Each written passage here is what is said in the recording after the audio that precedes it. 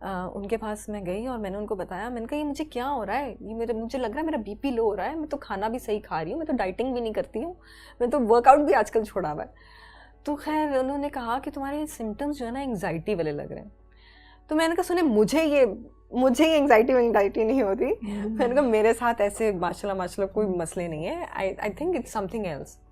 मैंने कहा आप मुझे एसिडिटी की दवाई दे दें। खैर उन्होंने मुझे एसिडिटी की दवाई दे दी, लेकिन ऑब्वियसली वो कंट्रोल में ही ना आए।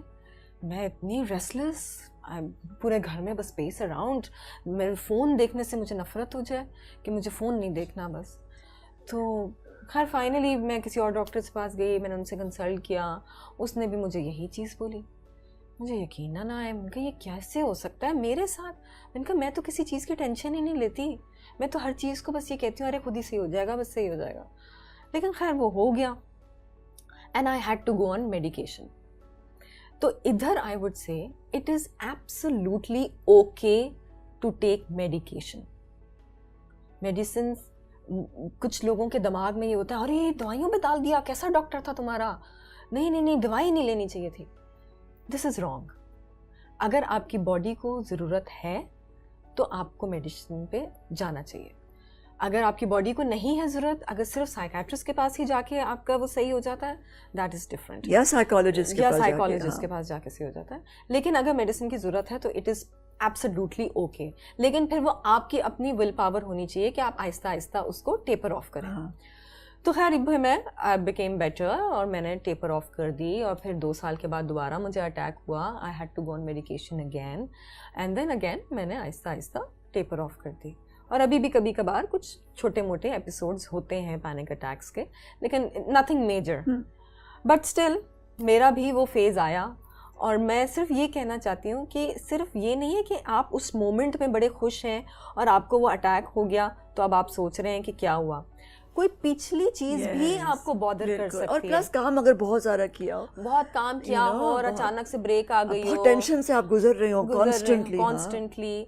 और ज़रूरी नहीं कि उसी टाइम पे आपको अटैक हो, आपको बाद में भी हो सकता है। और ये भी हो सकता है कि मैं फ्यूचर के बारे में बहुत सोचती हूँ, तो हो सकता है वो फ्यूचर के बारे में सोच के मुझे हो गया।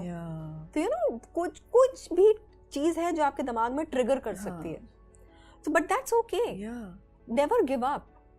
आपकी क्योंकि सर में दर्द होता है तो आप दवा खाते हैं ना। तो इसी तरह अगर आप दवा ले लें, अगर आपको एंजाइटी अटैक हो रहे हैं या आप डिप्रेशन में जा रहे हैं या कुछ भी आप सही नहीं है, कुछ या आप नॉर्मल आपका सेल्फ नहीं है, बिल्कुल तो मेडिकेशन इज एब्सोल्युटली ओके। बस ये है और सपोर्ट कितनी जरूरी है जब इस तरह की चीजें हो। 100%। ये जो स्पेशली जो आपके करीब के लोग हैं, आपके फ्रेंड्स और आपके घर वाले, इनकी सपोर्ट होना बहुत ज़रूरी है। क्योंकि मेरे साथ जब ये हुआ तो Hasan was standing with me, he was there. बच्चों को स्कूल से पिक करना, बच्चों को स्कूल से लाना, अपनी शूट पे भी जाना, मेरे कुछ काम भी कर देना, और ही वाज कॉन्स्टेंटली देयर। मुझे डॉक्टर के पास जाना है तो मेरे साथ भी जाना। तो जब उसके साथ हुआ you were there with him completely. देखें, जब he used to go for his session तो ऑब्वियसली मैं साथ नहीं जा सकती, वो अकेले ही जाना है।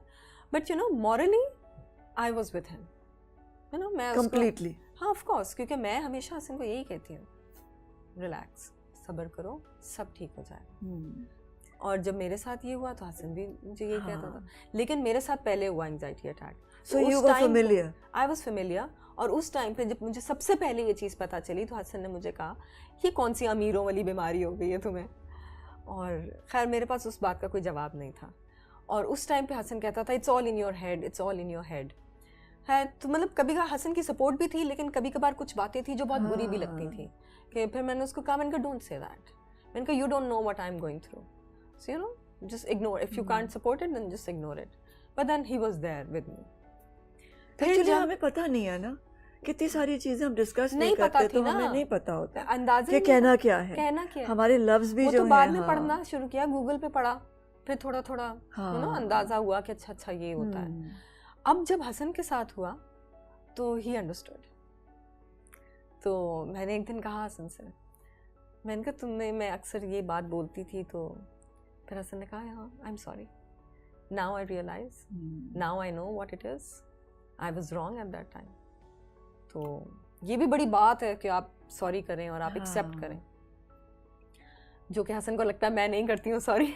अच्छा, आप सॉरी नहीं करते? हसन को लगता है कि मैं बहुत कम किसी चीज़ पे सॉरी बोलूँगी, वरना नहीं बोलूँगी।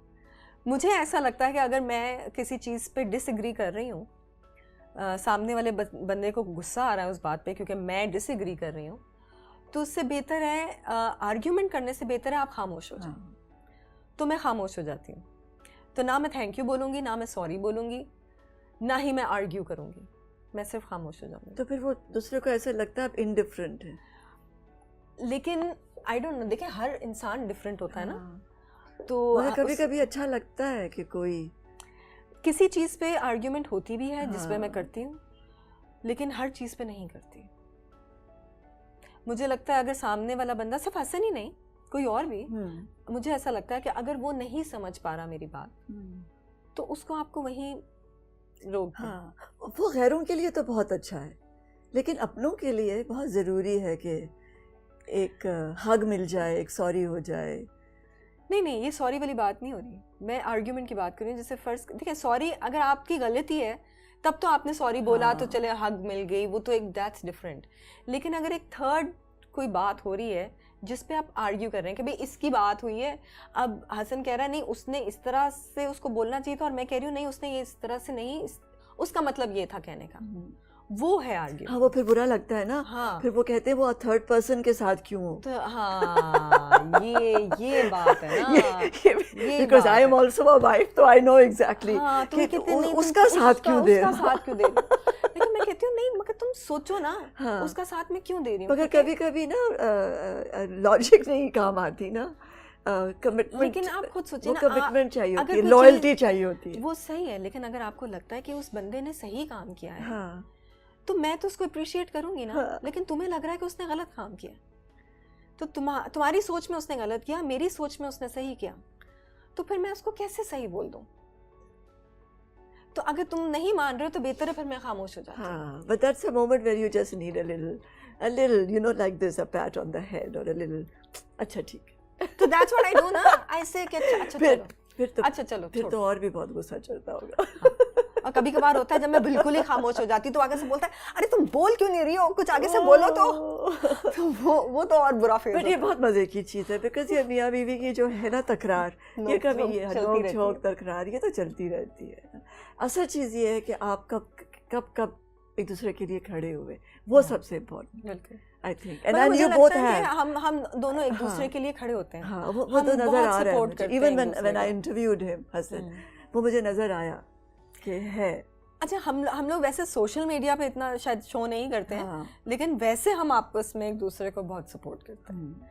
और हसन तो वैसे ही सोशल मीडिया के थोड़े खिलाफ ही है वो। नहीं, बट ये सपोर्ट ही है ना कि इतना मुश्किल वक्त हसन का है ना, गुजर गया।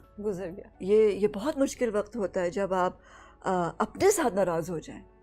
That was that is the toughest, जब आप खुद से नाराज